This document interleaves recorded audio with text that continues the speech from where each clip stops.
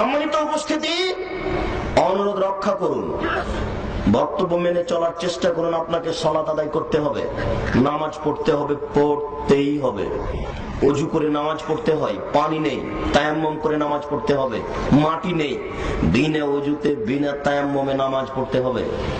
পশ্চিম দিকে মুখ করে নামাজ পড়তে হয়, পশ্চিম বোঝা যায় না, বিনা পশ্চিমে নামাজ পড়তে হবে।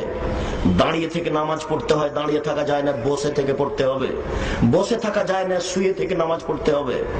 পরিষ্কার কাপড় পরে নামাজ পড়তে হয়, পরিষ্কার কাপড় নেই। যেই প্যান্টে যেই লুঙ্গিতে পেশাব লেগে আছে, পায়খানা লেগে আছে, এই কাপড় পরেই নামাজ পড়তে হবে। কারণবশত কোনো কাপড়ই নেই। ইরাকের কোন সুন্দরী মেয়েকে মার্কিন সৈন্য ধরে নিয়ে গিয়ে 10 জন 15 জন ধর্ষণ করার পরে তাদের সামনে উলঙ্গ অবস্থায় হাঁটতে বাধ্য করছে।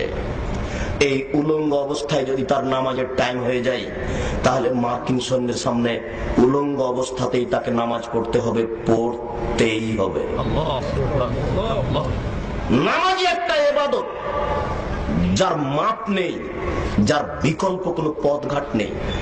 হজের বদল চলে, নামাজের বদল চলে না। হজের কিভাবে বদল চলে? আমি অসুস্থ, আপনাকে টাকা দিলাম, আপনি হজ করলেন, হজ আমার হয়ে গেল। হজের বদল চলে, নামাজের বদল চলে না। রোজার বদল চলে, আপনি অসুস্থ, সিয়াম পালন করতে পারছেন না, সকাল সন্ধ্যা আর একজনকে খাওয়ালেন, রোজা আপনার হয়ে গেল। রোজার বদল চলে, নামাজের বদল চলে না। নামাজই একটা ইবাদত, যেটা ছেড়ে দিলে মানুষ কাফের হয়ে যায়। এই শব্দটা রোজা ছেড়ে দিলে কাফের হবে, এই কথা নবী বলেননি। হজ ছেড়ে দিলে মানুষ কাফের হবে, এই কথা নবী বলেননি। যাকাত না দিলে অলসতা করে লোকটা কাফের হয়ে যাবে, এই কথা নবী বলেননি। তাই বহুদিন পূর্বে ইমাম আহমদ ইবনে হাম্বল রাহিমাহুল্লাহ বলেছেন, কেউ যদি অলসতা করে এক ওয়াক্ত নামাজ ছেড়ে দেয়, তাহলে তাকে কুরবানি করতে হবে। বহুদিন পূর্বে ইমাম আবু হানিফা রাহিমাহুল্লাহ বলেছেন, অলসতা করে কেউ যদি এক ওয়াক্ত নামাজ ছেড়ে দেয়, তাহলে তাকে জেলখানায় বন্দী করতে হবে, বাইরে থাকার সে সুযোগ রাখে না। আজও আরবি বিদ্বানগণ বলছেন, এখন উপস্থিত বলছেন যে স্বামী নামাজ পড়ে, স্ত্রী পড়ে না, তাহলে বিবাহ কেটে গেছে, বিবাহ নেই। স্ত্রী নামাজ পড়ে, স্বামী পড়ে না, তাহলে বিবাহ ছিন্ন হয়ে গেছে। চেয়ারম্যান লাগবে না, মেম্বার লাগবে না, কোর্ট কাচারি লাগবে না, খাতা কলম লাগবে না, এমনিতেই গেছে। নামাজ এমন একটা ইবাদত, পড়তেই হবে। 10 বছরের ছেলে নামাজ না পড়ে আপনার বাড়িতে থাকতে পারে না, অসম্ভব, এটা একেবারে অসম্ভব। 10 বছরের মেয়ে আপনার বাড়িতে নামাজ না পড়ে থাকতে পারে না। আপনি আবার মুসলমান, এটা দুইটা এক হতে পারে না। ভুল বুঝিয়েন না, কথা শুনে মানার চেষ্টা করুন, উপেক্ষা করে লাভ হবে না। আপনি কথা মূল্যায়ন করার চেষ্টা করুন, উপেক্ষা করে লাভের কোন পথ ঘাট নেই।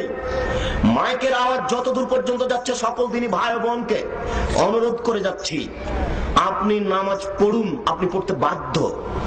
আর আপনি বাপ আর আপনার স্ত্রী মা, দুইজনকে বলে গেলাম, এই পাপের জবাব আপনার স্ত্রীকে দিতে হবে, এই পাপের জবাব আপনাকে দিতে হবে। এক পাপ 3 ভাগে বিভক্ত, বুঝাতে পারলাম না? এক পাপ 3 ভাগে বিভক্ত, এই পাপের জবাব 10,000 মানুষকে দিতে হবে। এই পাপের জবাব আপনার স্ত্রীকে দিতে হবে, এই পাপের জবাব আপনাকে দিতে হবে। ওই মহিলা আমার বউ নয়, ওটা আপনার বউ, জবাব আপনি দিন। প্রস্তুত থাকুন, শ্বাস বন্ধ হলেই জবাব দিতে হবে। হাত থেকে ঢেল ছুটে গেলে যেমন ঢেল ধরা যায় না, শ্বাস বন্ধ হয়ে গেলে পাপকে ঠেকানো যাবে না। আপনি শ্বাস বন্ধ হওয়ার পূর্বেই পাপ ঠেকানোর চেষ্টা করুন। আমি রাজশাহী চাঁপাইনবাবগঞ্জের মানুষ, আমাদের এলাকায় একটা কথা আছে, পাপ কারো বাপ নয়।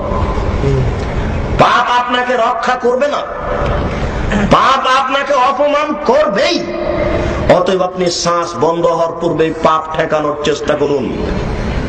ভুল বুঝিয়েন না, আপনার স্ত্রী আপনার বাড়িতে এসে মরা পর্যন্ত যা পাপ করবে, সমস্ত পাপের জবাব আপনাকে দিতে হবে। স্ত্রী আপনার। স্ত্রীর উপরে ভালোবাসা রেখে মোবাইল কিনে দিয়েছেন, মোবাইল কিনে দিতে নিষেধ করিনি, তবে আপনার অগোচরে আপনার স্ত্রী প্রেমের গল্প করে অন্যের সাথে, এই পাপের জবাব আমাকে দিতে হবে না, আপনাকে দিতে হবে। আপনি প্রস্তুত থাকুন।